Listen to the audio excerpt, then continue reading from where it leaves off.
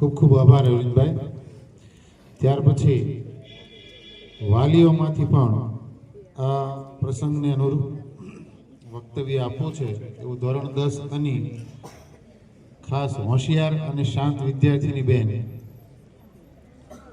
સોલંકી ખુશી એના પિતાશ્રી મયુરભાઈને વિનંતી કરું કે તે આપણને પ્રસંગોચિત ઉદ્બોધન આપશે।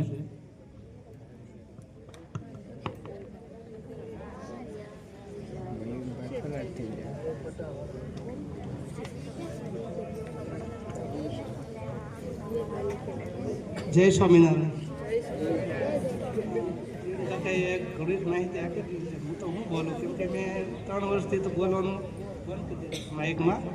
તો રીમ કાકાએ કીધું કે દિવાલ ઉપર લખું હું સામાન્ય નથી એમ, બરાબર। પહેલે તો આપણે બધાને ખબર હોય કે હું સામાન્ય નથી। આપણે કોઈ પણ વસ્તુ નક્કી કરીએ તો એ અવશ્ય આપણે બની શકીએ, કરી શકીએ, બરાબર। તો જીવનમાં હંમેશા એક ગોલ હોવો જોઈએ, હંમેશા લક્ષ્ય, બરાબર। ગોલ એટલે લક્ષ્ય એટલે આપણે ભણીએ છીએ, ગણીએ છીએ, બધું કરીએ છીએ, પરંતુ આપણે ખબર નથી હોતી આપણે શું કરવા માંગીએ છીએ, બરાબર। આપણે ભણીએ પછી આપણે પટ્ટાવાળા, કલાર, મંત્રી, ગમે તે ટૂંકમાં મળી રહે ડિગ્રી એ બની જઈએ છીએ, પરંતુ એવું નથી। મારું એવું માનવું છે કે પહેલેથી લક્ષ્ય નક્કી હોવું જોઈએ કે મારે ટીચર બનવું છે, મારે વકીલ બનવું છે, મારે ડૉક્ટર બનવું છે, મારે એન્જિનિયર બનવું છે। કોઈ પણ વસ્તુ એક પર તમારે નક્કી કરી લેવું જોઈએ, દિવાલ ઉપર લખી લેવું જોઈએ। હું એમ કહેવા માંગુ છું કે તમે તમારા ગોલને, તમે શું બનવા માંગો છો એ તમારી બુકમાં તમારે અત્યારથી જ નક્કી કરી લેવું। પછી આગળ 10, 12 કે આગળ ભણ્યા પછી તમને ખબર નથી હોતી કે મારે કયા ક્ષેત્રમાં જવું છે, બરાબર। તો અત્યારે તમારા ગોલને તમારે ડિસિઝન કરીને લખી લેવું કે મારે શું બનવા માંગુ છું। જેમ કે હું વારંવાર ઉદાહરણ આપું છું કે આપણે સાવરકુંડલા ડેપોમાં ઊભા હોઈએ અને આપણે અમદાવાદ જવું હોય તો એક નવી બસ પડી હોય જેની કિંમત આશરે 35 થી 40 લાખ રૂપિયા હોય, પરંતુ એમાં બોર્ડ ન હોય, પણ એક હાવ ભંગાર બસ હોય જૂની, તો એમાં બોર્ડ મળ્યું કે સાવરકુંડલાથી અમદાવાદ, તો આપણે કઈ બસમાં બેસવી? હે, જૂનીમાં કે નવીમાં? હા, બરાબર। કેમ કે ઓલી કિંમત ગમે એટલી છે પરંતુ એમાં બોર્ડ નથી, બરાબર। જૂની બોર્ડમાં બોર્ડ છે કે સાવરકુંડલાથી અમદાવાદ, એટલે આપણે એમાં બેસીએ છીએ। તો આપણું પણ જીવન એક બોર્ડ હોવું જોઈએ કે હું આ કરવા માંગુ છું, આ બનવા માંગુ છું, ડૉક્ટર બનવા માંગુ છું, વકીલ બનવા માંગુ છું, બરાબર। જેમ અર્જુનને પોતાને જ્યારે એક માછલીની આંખ જ દેખાતી હતી અને બીજું કાંઈ નહોતું દેખાતું, બરાબર, નહીં પાંદડા દેખાતા, એની ડાળીઓ દેખાતી, ફક્ત એક જ પૂછવામાં વાર વખત તને શું દેખાય? તો એમ કીધું કે મને એક ખાલી માત્ર આંખ દેખાય છે। પક્ષીને દેખાતું નથી, એને કાન દેખાતા નથી, એનું માથું દેખાતું, મને ફક્ત એની આંખ જ દેખાય છે। તેમ આપણા જીવનમાં પણ એક જ ગોલ એવો કહેવાય, આપણે એક જ વસ્તુ દેખાવું છે જે આપણે બનવા માંગીએ છીએ, અને તે અત્યારે આપણે ડિસાઇડ કરવું જોઈએ। બીજું કે ડિજિટલ, હું ડિજિટલ બારામાં વાત કરવા માંગુ છું। અત્યારે આ સમય ખરેખર ખૂબ જ સારામાં સારો સમય છે, એટલે ડિજિટલનો ઉપયોગ કરી આપણે ઘણું બધું પ્રાપ્ત કરીએ છીએ, પરંતુ ડિજિટલનો ઉપયોગ કરી આપણે ગૂગલ દ્વારા આપણે બધું જ મેળવી શકીએ। તમે કોઈ પણ વસ્તુ માંગો, તમારા ભણવાનું કે કોઈ તમારા અભ્યાસનું ટોટલ માહિતી તમને ગૂગલ આપી દેશે, પરંતુ આપણે તે ગૂગલનો ઉપયોગ કરતા નથી। મંજી બાપા, નરેન્દ્ર મોદી સાહેબ જ્યારે અમરેલી માર્કેટિંગ યાર્ડમાં આવ્યા ત્યારે પૂછવામાં આવ્યું હતું કે આપણો ગુરુ કોણ? ત્યારે 3 વાર પૂછ્યું કે આપણો ગુરુ કોણ, આપણો ગુરુ કોણ? ત્યારે કોઈ ન બોલ્યું, ત્યારે નરેન્દ્ર મોદીએ ખુદ કીધું હતું કે આપણો ગુરુ એ ગૂગલ છે। કોણ? આપણો ગુરુ ગૂગલ છે। આ બધા ફિઝિકલ ગુરુ તો આપણે અહીંયા સરસ માહિતી આપે છે, શીખવાડે છે, પરંતુ મારું એવું માનવું છે કે ગૂગલ આપણે કોઈ પણ વસ્તુ માંગો, અભ્યાસ ક્ષેત્રમાં કોઈ પણ માહિતી માંગો, કોઈ પણ વસ્તુ તમે શીખવા માંગો, તે ગૂગલ તમામ માહિતી તમને આપે છે, પરંતુ આ ડિજિટલનો સદુપયોગ કરતા આપણને આવડવું જોઈએ। તમે એ ડિજિટલ ઉપયોગ અને ગૂગલ દ્વારા અથવા તો ઓનલાઈન તમે ફેસબુક છે, ઇન્સ્ટાગ્રામ છે, વોટ્સઅપમાં તમે દુરુપયોગ કરો છો તો તે ખરેખર તમારા સમયનો બરબાદ કરો છો। સમય ફરીવાર મળતો નથી। એટલા માટે મારી તમને ખાસ માહિતી કે વોટ્સઅપ, ફેસબુક અને ઇન્સ્ટાગ્રામનો ઉપયોગ છોડી તમે ગૂગલ દ્વારા સારું મેળવી તમારા જીવનમાં ખૂબ જ આગળ વધો।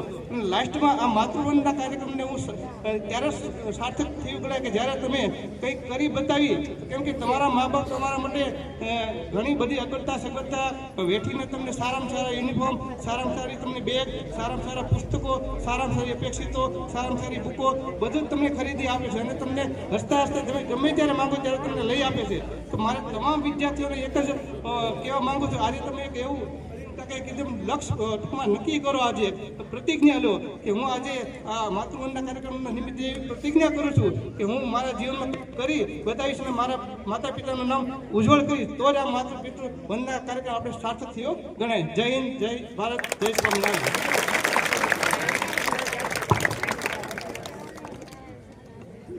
ખૂબ ખૂબ આભાર મયુરભાઈ.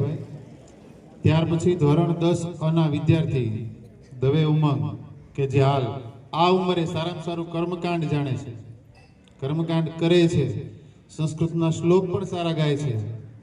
આવા વિદ્યાર્થી જે છે અમારા દવે ઉમંગભાઈ, એના માતાશ્રીને વિનંતી કરું, નીતાબેનને, કે તે આપણને પ્રસંગોચિત ઉદ્બોધન આપશે.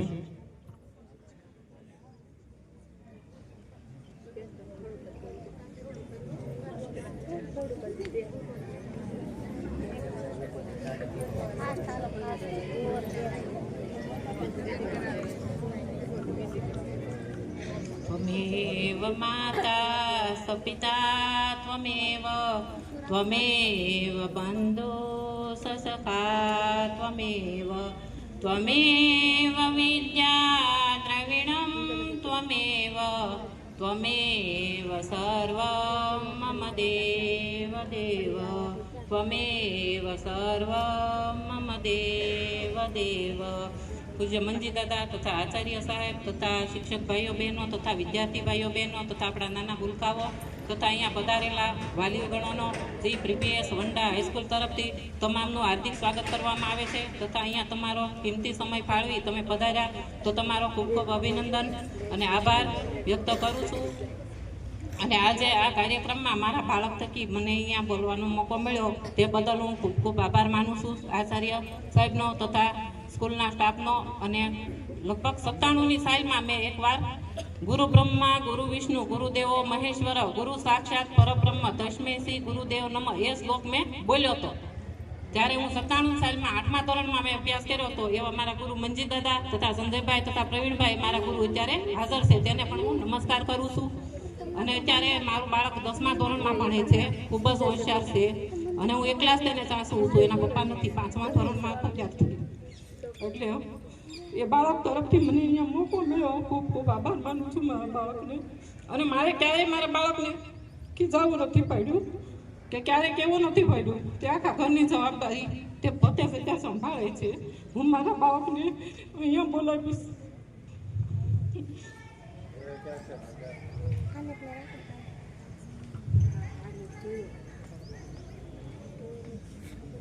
તે અત્યારે આખા ઘરની જવાબદારી લે છે. અને મારો મોટો બાબો બીએડ કરે છે અમરેલી, તેની પણ ફી મારો બાબો જ ભરે છે અત્યારે.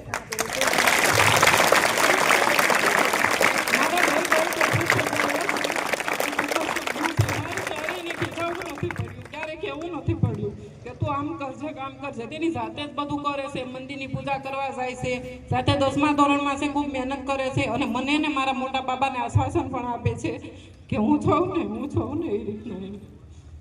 અને આજે શાળાના વિદ્યાર્થીને પણ હું કહું છું કે જો આપણે મામાનું ઘર હશે તો આપણે એમ કહેશું કે આ મારા મામાનું ઘર છે, તથા દાદાનું ઘર હશે તો આપણે એમ કહેવાય છે આપણા દાદાનું ઘર છે. પણ ફક્ત એક શાળા જેવી છે તમે હરખથી કહી શકશો કે આખી જિંદગીમાં આ શાળા મારી છે. આપણે બહેનો હશું તો સાસરે જશું તો આપણે સસરાનું ઘર કહેવાશે, પપ્પાનું ઘર તો પપ્પાનું ઘર, ભાઈનું ઘર. પણ આપણી નિશાળા જેવી છે, ફક્ત આપણી જ ગણાશે. એટલે આપણે અહીંથી જેટલું તમારે જ્ઞાન મળે એટલું મેળવવાનું છે. અત્યારે એજ્યુકેશન ખૂબ જ જરૂરી છે આપણે, એટલે પગભર થવાનું છે. અને કાંઈ પણ પીવાનું નથી, જેટલા ટકા આવે એટલે આપણે. અને વાલીઓને પણ વિનંતી છે કે આપણા બાળકને એવું નહીં કહેવાનું કે ઓલાનો પહેલો નંબર આવ્યો છે કે તારે એટલા ટકા આવ્યા છે. આપણું બાળક આપણીથી બીવું ના જોઈએ, એ ખાસ ધ્યાન રાખવાનું. આપણું બાળક આપણીથી બીશે તો એ આગળ વધી શકશે નહીં.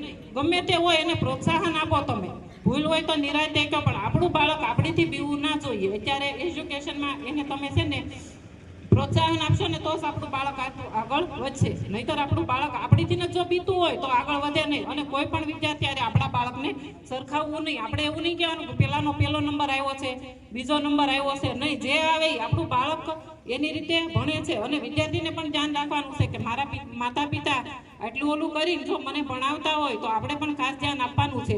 અને મેં કીધું ને કે શાળા એક જ વસ્તુ આપણી એવી છે એટલે આપણે છે ને અહીંથી જેટલું મળે એટલું શિક્ષણ લેવાનું છે. શિક્ષણમાં કોઈનો ભાગ નહીં પડે. તમે 2 ભાઈઓ હશો તો તમારી મિલકત ગમે એટલી હશે ભાગ પડશે, પણ તમે આત્મનિર્ભર હશો ને, તમારી પાસે શિક્ષણ અને જ્ઞાન હશે તો એનો ભાગ ક્યારેય પડશે નહીં. તમે પગભર થઈ શકશો. અસ્તુ માતૃવંદના પિતૃવંદના કાર્યક્રમમાં ખૂબ ખૂબ અભિનંદન. ખૂબ ખૂબ આભાર નીતાબેન. ખાસ તો તમામ વિદ્યાર્થીઓને આપણા માટે એક પ્રેરણારૂપ ઉદાહરણ છે કે ધોરણ 10 ભણે છે અને આખું ઘરનું સમગ્ર સંચાલન, આખું ઘર જેના પર નિર્ભર છે. આ ખાસ આપણા માટે મોટામાં મોટું ઉદાહરણ છે. ત્યારબાદ પ્રેરણા ગીત લઈને આવે છે ગોંડલિયા સાધનાબેન. પ્રેરણા ગીતના શબ્દો છે, ભૂલો ભલે બીજું બધું, મા બાપને ભૂલશો નહીં.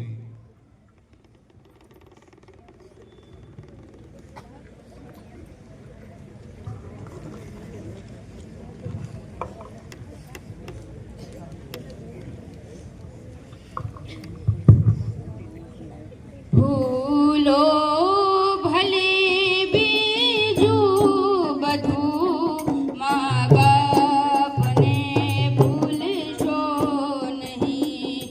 અગણિત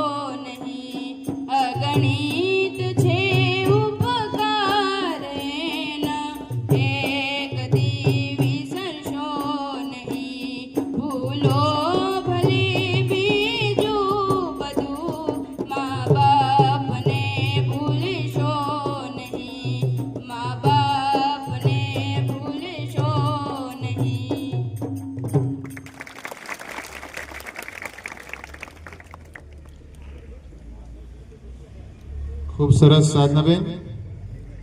સાધનાબેને આજે પ્રેરણા ગીત ગાયું તેને અરવિંદભાઈ તળાવિયા તરફથી 151 રૂપિયા. આ ઉપરાંત તમામ જે કાંઈ સ્વાગત ગીત છે કે એની અંદર જેણે બહેનોએ કે ભાઈઓએ ભાગ લીધો છે એ તમામને 101 રૂપિયા અરવિંદભાઈ તળાવિયા તરફથી આપણને મળે છે. ત્યાર પછી શાળાના શિક્ષિકાબેન શ્રી નીતાબેન ભટ્ટને વિનંતી કરું કે આપણને આજે માતૃ પિતૃ વંદના કાર્યક્રમ અંતર્ગત વક્તવ્ય આપશે.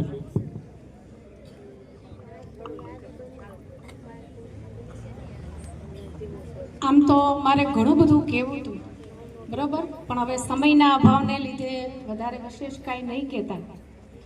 અમારે 12માં ઘણી બધી સંખ્યા 111 છે, પણ મને આટલા બધા વાલી દેખાતા નથી. એટલે એમાં વાલીની ભૂલ નથી, પણ અમારા વિદ્યાર્થીની જ ભૂલ છે.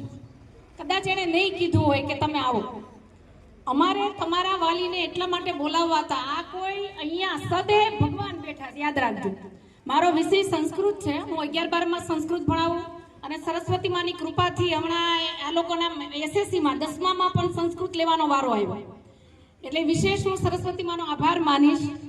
એટલે અત્યારે હું કાયમ માટે એ લોકોને કહું છું કે સદેહ આ ઈશ્વર છે આપણી સમક્ષ. તમે એની પૂજા કરશો એટલે મંદિરમાં જવાની જરૂર નથી બાળકો. ભગવાન કહે છે કે હું મંદિરમાં નથી, મસ્જિદમાં નથી, હું તમારા જ ઘરે સદેહ માતા પિતાના રૂપમાં હું હાજર છું.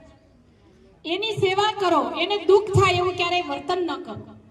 બીજું વિશેષ મારે એ કહેવું કે અત્યારે જે અમારા બાળકો 20 વર્ષથી હું આપણા પીપીએસના બાળકોને ભણાવું છું, મને ઘણી વખત એમ થાય કે માતા પિતાને હું ભલે તમે તમારા સંતાનો જ છે, તમે ઓળખો જ છો એને, એમ છતાં વિશેષ એવું એનામાં હીર રહેલું છે. હમણાં અમારે સરકારે સંસ્કૃત સપ્તાહની ઉજવણીનું આયોજન કર્યું. 7 દિવસની ઉજવણી હતી. એમાં સુભાષિતના શ્લોકો બોલવાના હતા, અધ્યાય 12, અધ્યાય 15, અધ્યાય 16, અને બધા સુભાષિતો બોલવાના હતા, લગભગ 50 થી 60. એમાં ગૌરવ અમને એ વાત છે બાપા, અને ખાસ તો વાલીઓ માટે કે અમારી દીકરીઓ અને અમારા દીકરાઓ, ખાસ તો એમાં દીકરીએ ભાગ લીધો હતો, એટલે વિશેષ ગૌરવની વાત છે કે અહીંયા અમે 7 દિવસ સુધી સંસ્કૃતમાં એન્કરિંગ કરવાનું. બરોબર, ગુજરાતીમાં બોલવું થોડુંક અઘરું પડે, એની બદલે સંસ્કૃત આપણી વેદ ભાષા, વેદોની ભાષા, સંસ્કૃતમાં અમારી દીકરીઓએ એન્કરિંગ કર્યું. અત્યારે તમે જોવો છો ઓજાભાઈ બધું એન્કરિંગ કરે છે. એમાં સંસ્કૃત ભાષામાં સમગ્ર કાર્યક્રમ 7 દિવસ સુધી અમારા કાર્યક્રમની ઉજવણી હતી. એ 7 દિવસ અમારી દીકરીઓએ એન્કરિંગ કર્યું, સંસ્કૃતના નાટકો બોલ્યા, સંસ્કૃતના શ્લોકો બોલ્યા, સંસ્કૃતના સુભાષિતો બોલ્યા. એટલે આવું દિવ્ય બાળક માતા પિતા બંને માટે છે કે ઈશ્વરની કૃપા હોય ને ભાઈઓ બહેનો, તો જ આપણા ઘરમાં એનો અવતાર થાય છે. આપણે તો ફક્ત શું બનીએ છીએ? નિમિત્ત. જે સંસ્કૃતના શ્લોકો એ લોકોએ ઉચ્ચારણ કર્યું અને સરસ્વતી માની કૃપા કે અમે તાલુકામાં ગયા. બરોબર, મારા જ બાળકો છે કે એટલે હું વખાણ નથી કરતી, પણ તમે ત્યાં સાવરકુંડલા તાલુકામાં હાજર તો તમને ખ્યાલ આવે. બધા સાવરકુંડલા તાલુકામાં બધી સ્કૂલોના પ્રાથમિકથી લઈને તમામ વિદ્યાર્થીઓ ત્યાં હાજર હતા. પણ હું તો એટલું જ કહીશ કે તમારા આશીર્વાદ, બરોબર, અમારા એકલાથી આ શક્ય ન બને, એટલા માટે તમારા આશીર્વાદ અને માતાજીની કૃપાથી જે આપણા બહેનો દીકરીઓ જતી, એટલે હું બહેનો જ કહીશ, આપણી દીકરીઓએ જે સ્ટેજ ઉપર આવીને જે શ્રીમદ ભગવદ્ ગીતાના અધ્યાયના શ્લોકોનું ઉચ્ચારણ કર્યું. એક નાની બેન છે ધોરણ 9ની, સાટિયા રિદ્ધિ, એને 50 જેટલા સુભાષિતોનું ઉચ્ચારણ કર્યું.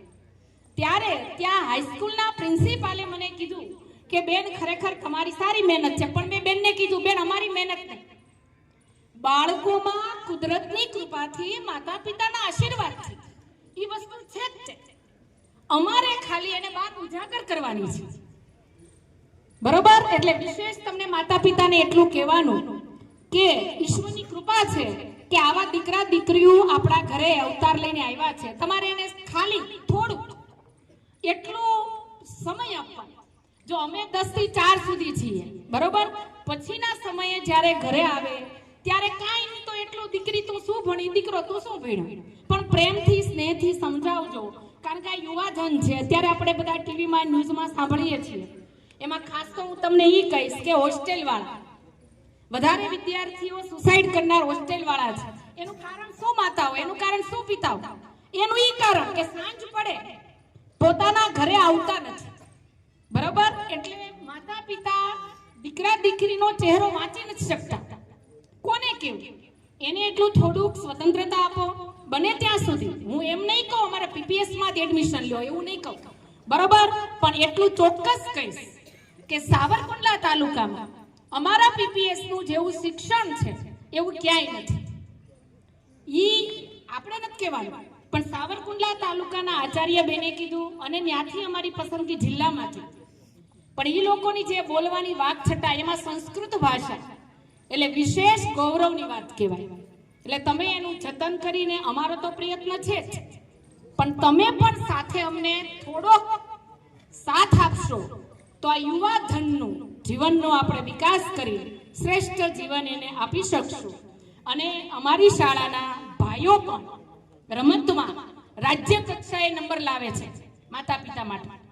ઈ પણ આપણું ગૌરવ છે. અને ઈ પણ હું એમ કહીશ અમારા એકલાથી શક્ય નથી, બરાબર? કારણ કે માતા પિતાનો આમાં સાથ હોય અને તમારો જે અંશ છે એ સરકાર તમારી ઈશ્વરની કૃપાથી એટલો ઉત્તમ બીજ, આપણે શાસ્ત્ર ભણ્યા છીએ, આપણે ખ્યાલ છે, ઉત્તમ બીજે અવતાર લીધો જેને લીધે અમારે ખાલી એને માર્ગદર્શન જ આપવાનું છે. પણ માર્ગદર્શન આપનાર પણ શ્રેષ્ઠ હોવા જોઈએ અને માર્ગદર્શન લેનાર પણ શ્રેષ્ઠ હોવા જોઈએ. એમ તમામ મારા વિદ્યાર્થી ભાઈઓ બહેનો જે એનામાં શ્રેષ્ઠતા છે એ તમને આભારી છે. પણ થોડુંક દુઃખ એ છે કે અમારે 10માના તો લગભગ અમારા પ્રહલાદભાઈ કહેતા હતા કે બેન બધા આવશે, બરોબર, પણ અમારા 12માની સંખ્યા 112 છે. પણ એમાં માતા પિતાની હાજરી મને ઓછી દેખાય છે. કદાચ કોઈ કારણ હોય, પણ હું તો એમ કહીશ કે માતા પિતાની ભૂલ નથી. કદાચ વિદ્યાર્થી ભાઈઓ બહેનોએ જ ઘરે જઈને ઓછી વાત કરી હોય, પણ આવતીકાલે કે ગમે ત્યારે દરેક વિદ્યાર્થીએ પોતાના માતા પિતાને લઈને આવવાના જ. વિશેષ કાંઈ નહીં કહેતા, સર્વ માતૃશક્તિ સર્વ પિતૃશક્તિને મારા શત શત વંદન છે. અસ્તુ. જય સરસ્વતી.